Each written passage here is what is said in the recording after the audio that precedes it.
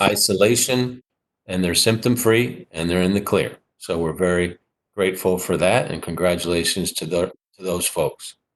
Now, at the same time, sadly, I have to share that we've seen another fatality. He was a 75-year-old man who had some underlying health complications. And as we know, when COVID-19 strikes on top of that, it can be very difficult. So our heart goes out to the family and their friend, and just a reminder for all of us of how real this threat is. So COVID-19 is leaving a lot of families suffering right now, both from illness and then, unfortunately, when a passing like this takes place. So again, our sorrow and prayers to the family. God bless you all. So that begs the question that we ask every day: what can we all do to take the extraordinary steps that are required to protect ourselves and loved ones from this disease? And that means everybody, me, you, your friends, your neighbors, your kids, all of us. Everybody has to participate. And as we know, most people will recover. So over 80% of the cases are mild, about 14% are severe, and 5 become critical. And a very small percentage, the estimates vary, will lose their lives. That's what we want to avoid at all costs here, and why we continue to take these restrictive measures. The more people who contract the virus, the more people will lose.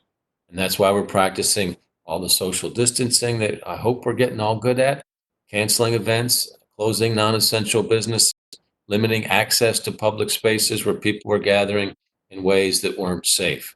So staying home and practicing social distancing is what this moment in our country's history demands of all of us. So please think of yourself. Please think of the people you love. Think of our city and the country. We're a compassionate city. We brag on that. Now's the time where we can really show we got what it takes as it relates to taking care of one another.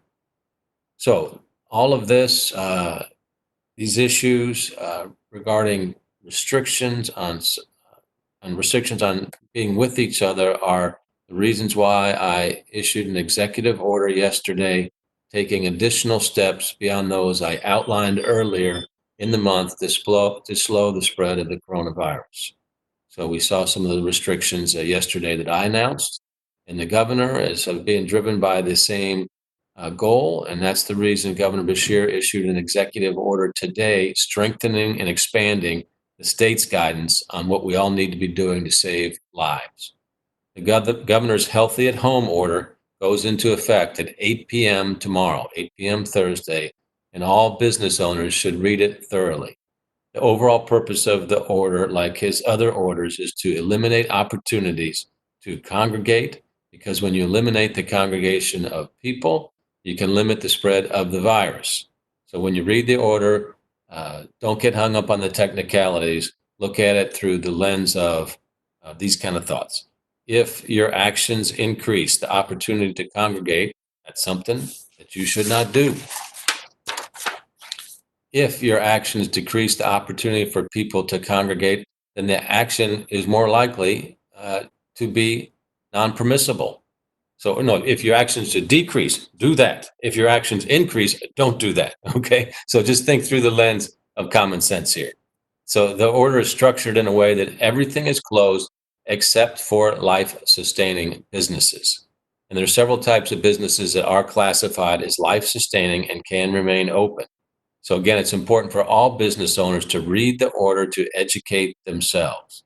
And the list of businesses that are considered life-sustaining is quite long, because some businesses have direct impact on life-sustaining activities and others have an indirect impact. So let me give a couple examples. Carry-out and drive-through restaurants are still allowed to be open, as they are direct life-sustaining entities, right? We all got to have food. We got to eat to live every day. So they are life-sustaining, and we got to do it multiple times a day. Indirect example, auto repair. If you need your car to go to the grocery or pharmacy and it's not running, that's a big problem. So that's why you're allowed to get your car fixed to transport you to a life-sustaining activity like going to the grocery store or going to the pharmacy. Now, within the context of the order, each business owner has to make their own decisions regarding staying open. So remember, if your employees can telework, then you can remain open regardless of whether you are deemed life-sustaining or not. And that's pretty obvious, right? Because teleworking accomplishes goal number one, which is to prevent the congregating of people. So if your business cannot allow telework, then you have to analyze whether you fit into the categories of a life-sustaining business. If you do and remain open, then you must strictly practice social distancing or run the risk of being shut down. There are several examples in this order of similar situations like the one I just described, and the purpose of this is to give you a framework to